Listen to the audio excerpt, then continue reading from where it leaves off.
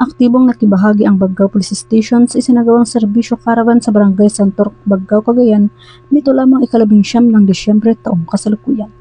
Pinangunahan ng local government unit ng Baggao sa ilalim ng pamumuno ni Honorable Leonardo C. Pattung, Medical Doctor, katuwang ang 95th Infantry Battalion, Charlie Company ng Philippine Army, Bureau of Fire Protection, Baggao Police Station, mga barangay force multipliers, health workers, at iba't ibang advocacy groups.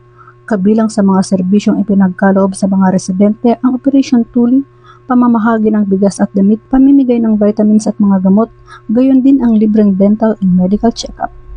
Nagbigay din ng seguridad at aktibong tulong ang mga tauhan ng Baggao Police Station sa pangunguna ni Police Lieutenant Juliet Magay, Chief Invest, upang masiguro na maging matagumpay ang aktibidad. Layunin ng caravan na iparating ang advocacy at serbisyo ng pamahalaan katuwang ang kapulisan sa mga mamamayang nakatira sa mga liblib na lugar.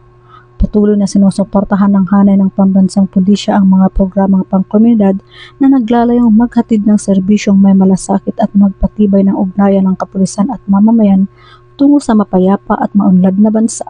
Mula dito sa Lambak ng Cagayan, ako ang inyong PNN correspondent, Patrol Luman Balyada, alagad ng batas, tagataguyod ng Balitang Pulis.